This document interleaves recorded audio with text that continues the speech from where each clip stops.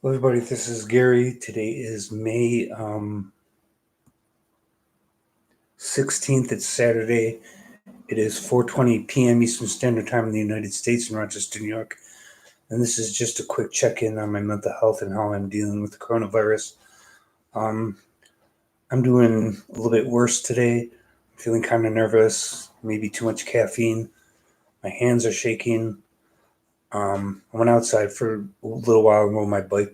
So far, today is a pretty nice day out. The sun is out. I'm just trying to stick to a daily schedule, even though I kind of feel like crap. I'm doing the best that I can. Um, Not much going on right now. Just writing my poetry, making videos like this one, um, doing consumer surveys online for extra money. Um, I've been looking for a new apartment. I'm not planning to break the 1 year lease that I just signed. I'm applying for apartments that have like over a 1 year waiting list. So I'm not looking for an immediate apartment where I would move like within the next month or two. We're talking more like 8 months to a year from now.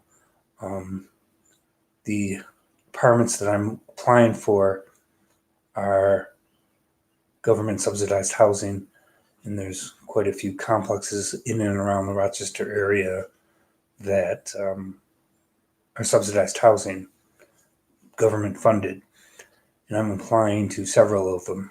Some of them are too far out. Rochester is a average sized city, about I don't know 250,000 people in the city, and even more in the surrounding county. And there are public housing both inside the city and the suburbs and the outlying rural areas. I can't really live in a rural area. I don't drive. I don't have a car. I don't even have my driver's license anymore. I didn't want to pay the $130 to renew my license, so I just got a $10 New York State ID card.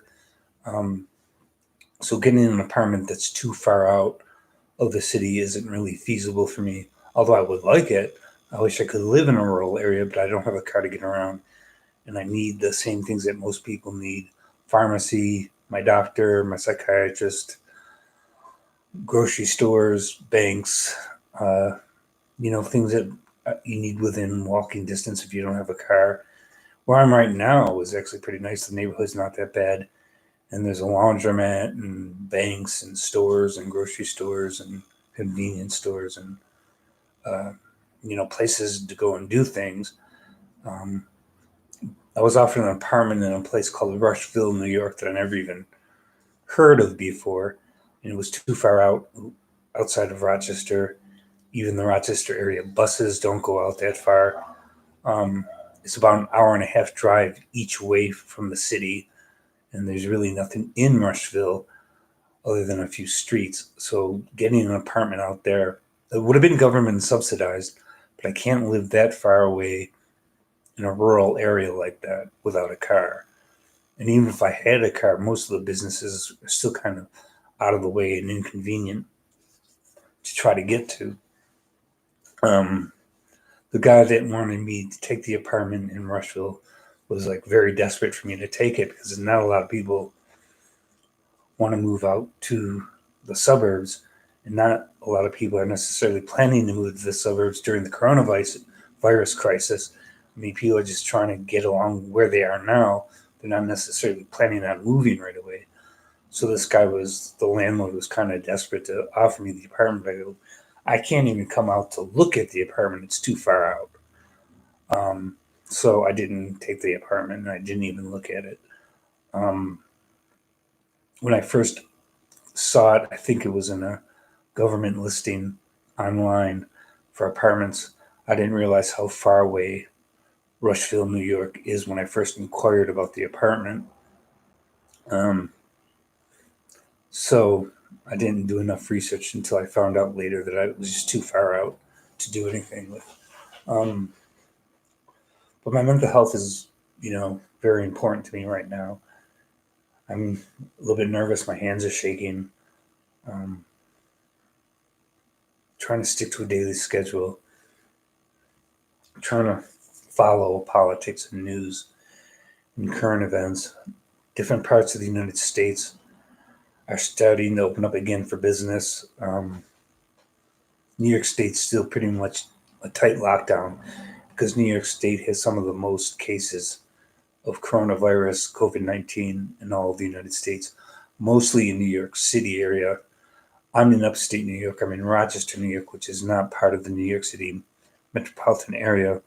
We're about 300 or 400 miles away from New York City and right on the shore of Lake Ontario, one of the 5 Great Lakes in the upper eastern part of the United States.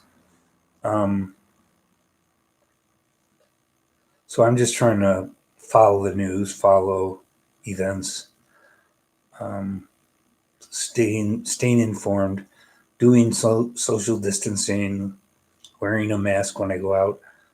I was at Walmart and I bought a package of 50 surgical masks for about $30. I thought that was kind of expensive for surgical masks, but that's what they charged me. And a lot of the stores in the Rochester area are requiring people to wear masks if they go into the store or a restaurant. Not that there are a lot of restaurants open yet, because there aren't. Most restaurants that are open are just doing takeout and pickup and delivery type food. No actually sitting down in the restaurant and eating, at least not yet.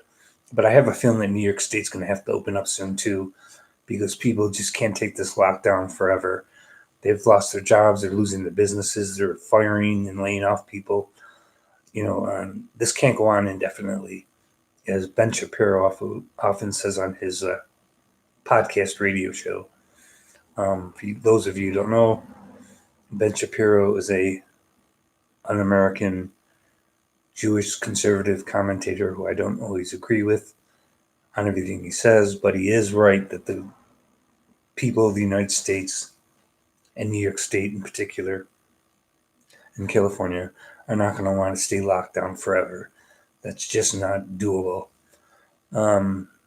People want to get back to business. People want to have their freedom back. People want to be able to make their own choices about their own health without the government telling them what to do. And I agree with that. It just doesn't make any sense to make people suffer through an economic downturn that wasn't their fault and that's being forced on them.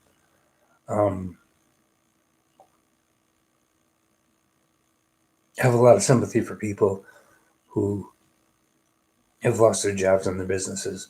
I'm pretty steady myself financially. I have money coming in. I'm able to pay my bills, pay my rent, and I'm grateful for all that. But that's all for now. Just wanted to do a quick check-in. Not doing really great today. Doing the best I can to cope. Comment, like, share, subscribe. Press the notification bell if you want to know when I'm putting out new videos.